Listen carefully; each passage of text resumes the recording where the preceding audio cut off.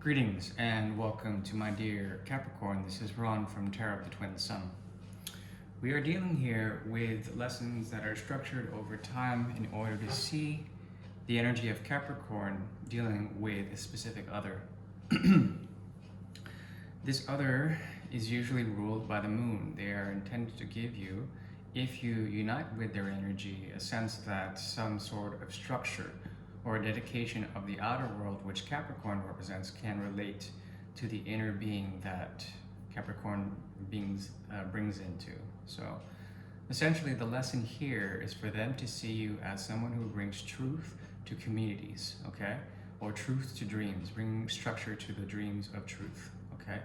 On the opposing side, Capricorn would see this individual as someone who could mother a sense of someone who can mother a lesson or to learn how to be independent, how to essentially also be a leader in terms of bringing forth new realities that or new inward sort of realizations, okay, that come through this person, meaning that they're learning through leading, okay, in some way, shape, or form. This axis of Capricorn and Cancer deals with primarily the ability to move forward in cardinal energy through the elements of water and earth, okay? What does that produce? It produces a number of things, either an erosive quality, where the gross materiality of Capricorn becomes eroded through the elements, okay? Primarily water erosion, okay? So let's go on and begin with this reading. This is for the month of June 2022. I'm reading from Cairo, Egypt, in Maadi, which is a district, a very charming district within Cairo.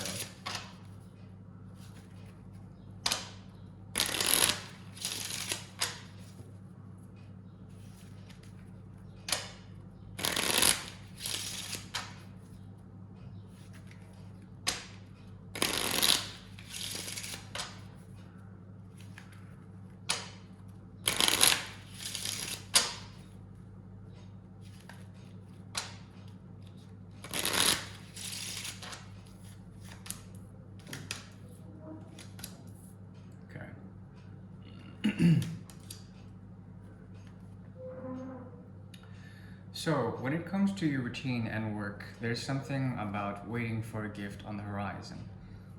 This is leading to stability. If you were to actually be patient, stability would come. It's something that you may be searching for in terms of gross materiality or the material world, material realm.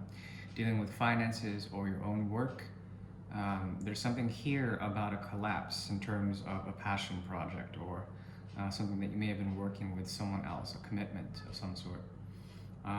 This is collapsed because it couldn't reach the path of Dharma, the ability to essentially walk the righteous path or go through a rite of passage. Perhaps Capricorn and the energy of Capricorn was not ready for it.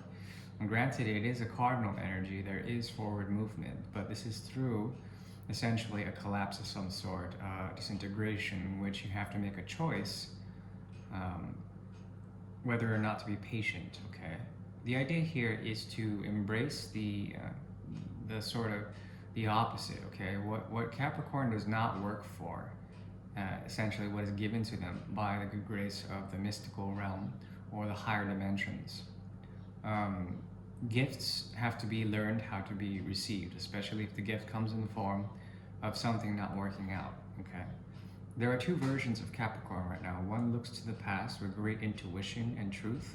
The other looks to the future with optimism as well as the driving force of the seventh house, okay? That's Cancer energy.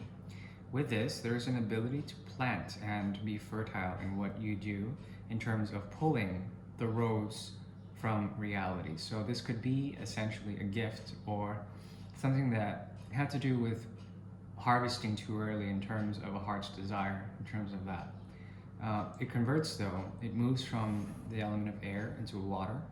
Your current state is essentially brought to a point of tumultuous energy, a lot of shaky waters, ripply waters.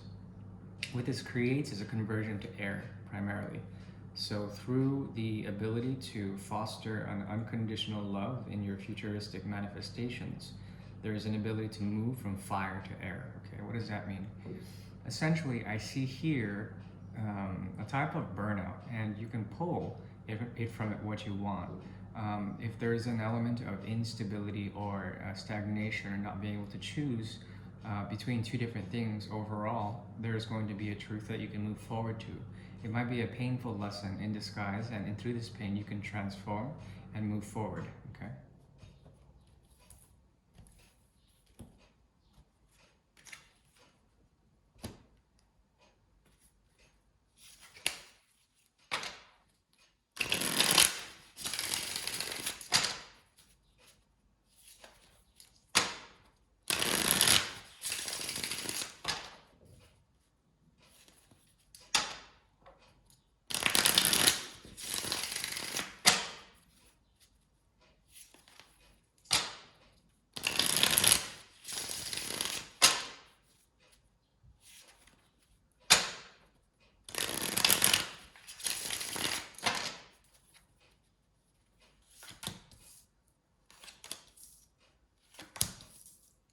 Okay, this is a major period in the point of Capricorn's sort of general progression. Okay, I see here a great deal of solitude surrounding the chaos that is occurring, in which social isms, that is your environment as well as the world around you, the element of power is being redistributed. Okay, this is through the auspices of Saturn as well as Uranus. There is essentially here a very fixed energy to essentially establishing a new type of order, a new type of empowerment. Okay, if you feel you have been empowered, it's because you embraced a mode in which you are observing the dynamics of power to achieve a sense of isolation, an isolated path. Okay, this is catalytic in nature, meaning that it's going to form for you a way to go deeply within through the hermit's energy and to essentially find the truth, the path for yourself. Okay, what is this leading to?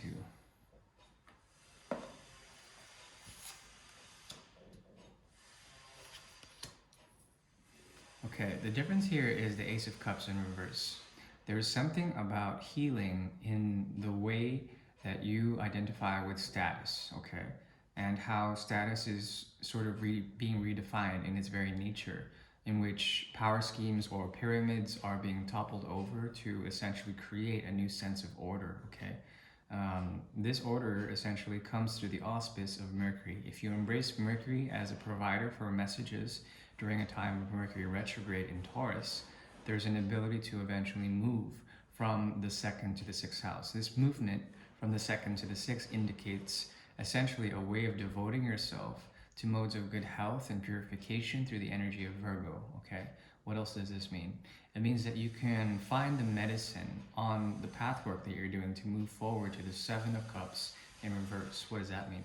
Essentially, there is a deep intensity that you maybe have been informed by a chaotic world in which you can withdraw from and find a sense of good health through wisdom, walk the path of methodology to essentially less intense realms, not being sort of dictated by the opposite of Virgo, which is Pisces, the abstract realm, dreams, illusions, also toxic or sacrificial vibrations that are out there, okay? So it's the path of purity that I see here. You're coming from also a place that is defined by Saturn and Uranus, I told you. It's here. So it's essentially the fortune card combined, the Wheel of Fortune combined with the Hanged Man. So this means that the hands of Virgo come into play to the energy of the Hanged Man, who usually has his hands tied. Okay, he can't do anything with his hands. There's an element of mastery through the chaos that Capricorn is going through, and as a general read, I'm seeing nothing but good in terms of choosing from various cups of desire, various dreams, and becoming very purified, in which you can sort of curate and be critical about the sort of mirror that you see in terms of the harsh realities of a darker path, okay?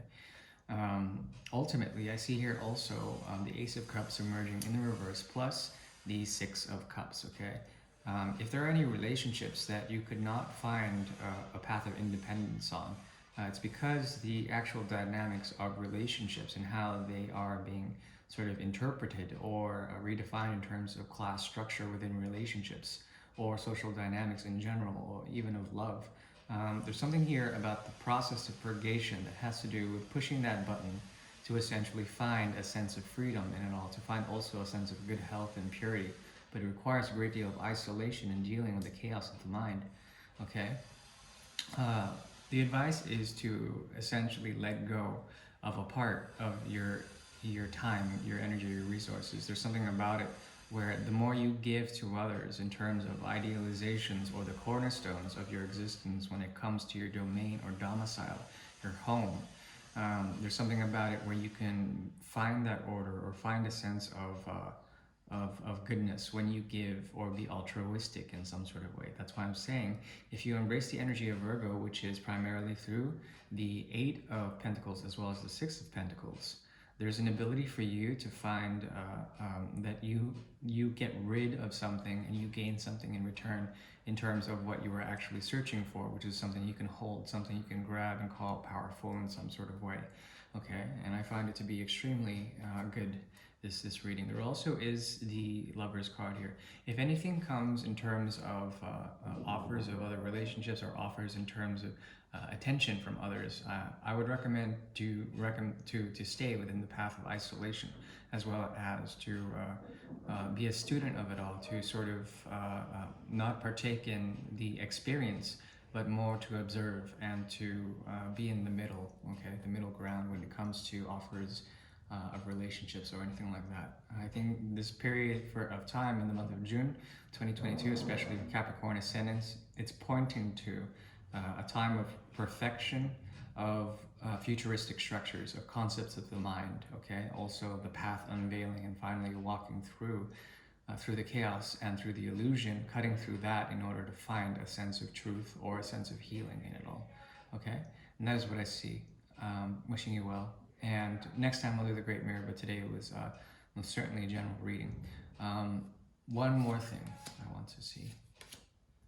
Okay, if there's a dispute in the mind about what is really painful in all of this process, I think you can find a way to purify even these and find a sense of balance by not really choosing one or the other thought, okay? By not trying to choose right from wrong. There's something here about also confronting pain when it comes to the shifting nature of Uranus and Taurus, the inability to essentially become stable in some sort of way. Like as I'm saying, there's something about you walking a path that is extremely different in which you can rise and reassert power with everyone that you deal with by being isolated, by being, as some would call, alone. Okay? Thank you. Bye-bye.